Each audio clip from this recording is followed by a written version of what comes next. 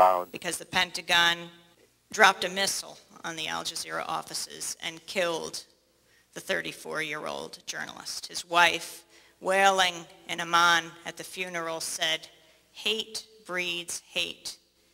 The U.S. said they were doing this to rout out terrorism. Who's engaged in terrorism now?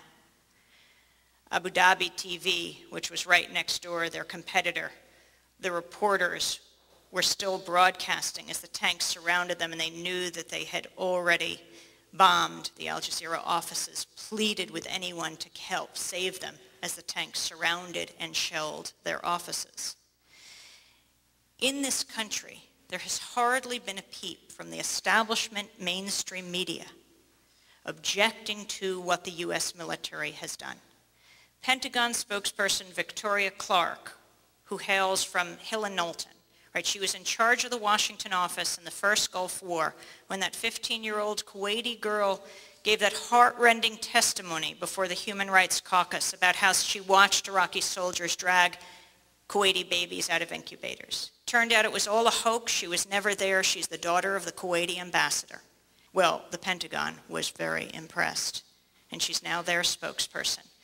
The two Spanish journalists who died, Jose Cuso from Telecinco, he was a cameraman, and also the Spanish reporter who died, Julio Anguita Parado, reporter for Spanish newspaper El Mundo. When this happened, the Spanish reporters back in Spain said no. And they engaged in a one-day strike. When the Prime Minister of Spain came to the Spanish Parliament, they laid down the tools of their trade. They put down their cameras, their pens, and their pencils. They laid down the cables and the microphones, and they turned their backs and said shame, that they would not record the words of the powerful who have condoned these acts.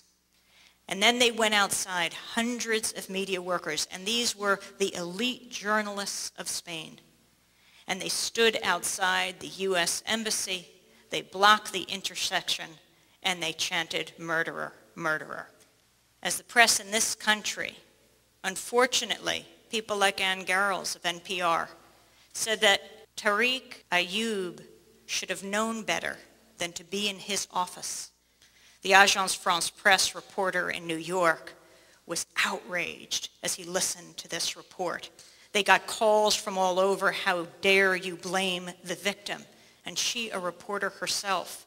And I watched on CNN as Aaron Brown asked General Wesley Clark why this happened, and he said, well, this was clearly a mistake. And Victoria Clark is put on saying, well, they should know that Baghdad is dangerous and they should not be there. I believe that's the role of reporters, to go to where the silence is, to bring us the voices of people who are at ground zero. Now, it's one thing if they were killed by others, but they were killed by Victoria Clark's own troops, and she never apologized. The Pentagon has yet to do that, and now 14 journalists are dead. It is a very strong message that is being sent to the world's reporters now that this embedding has become such a success, and that is, you're in bed with the military, or, well, think about the Palestine Hotel. And the mighty multinationals have monopolized the oxygen, so it's as easy as breathing for us all to participate. On the night that the bombing began, to go over to the Ani DiFranco concert at the New Jersey Performing Arts Center, and some of you may have heard what happened. Now, you might wonder why I'd go on the moment that the bombs are about to fall, but 2,000 young people were packed into the Fine Arts Center in Newark, New Jersey, to see Ani, a wonderful artist, perform. And she said I could introduce her and also explain the importance of independent media in a time of war and where people could get alternative information. They were also going to have political tabling. And we raced over to the Performing Arts Center, and I called a cell phone, and Ani answered. I thought she was going on the stage and getting ready. I said, what are you doing answering this phone?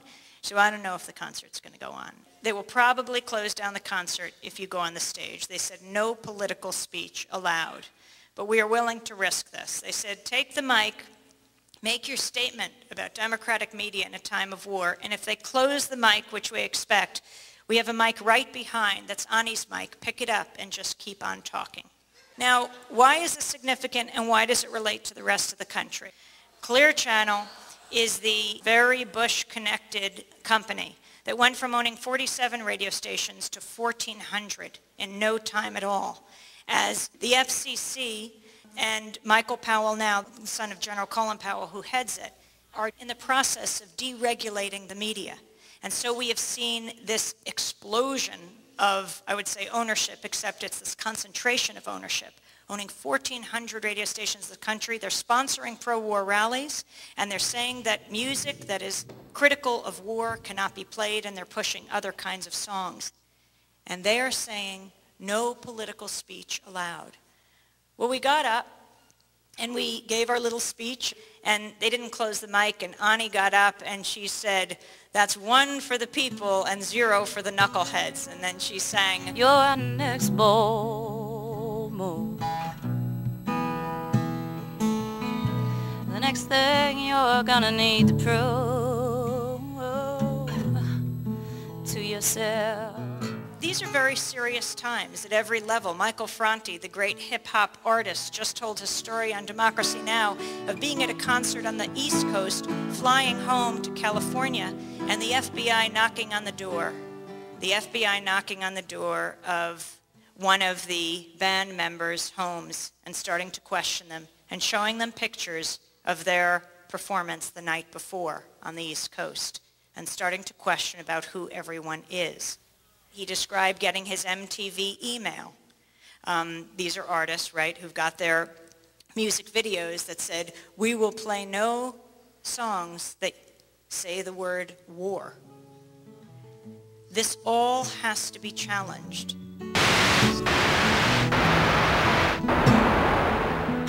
Our mission is to make dissent commonplace in America. So you're not surprised when you're at work, someone walks over to the water cooler and makes a comment, that someone isn't shocked and says, what's that all about? But that it comes out of the finest tradition that built this country. People engaged in dissent. We have parallel worlds in this country. For some, it's the greatest democracy on earth. There is no question about that. But for others, I mean, immigrants now in detention facilities, they have no rights, not even to a lawyer. And we have to be there, and we have to watch, and we have to listen, and we have to tell their stories until they can tell their own. That's why I think Democracy Now! Is a very good model for the rest of the media, as is the Indie Media Center all over the country and the world, built on almost nothing except the goodwill and the curiosity and the interest and the passion of people who are tired of seeing their friends and neighbors through a corporate lens, and particularly tired and afraid of the fact that that image is being projected all over the world. That is very dangerous. Dissent is what makes this country healthy, and the media has to fight for that, and we have to fight for an independent media. Communication breakdown.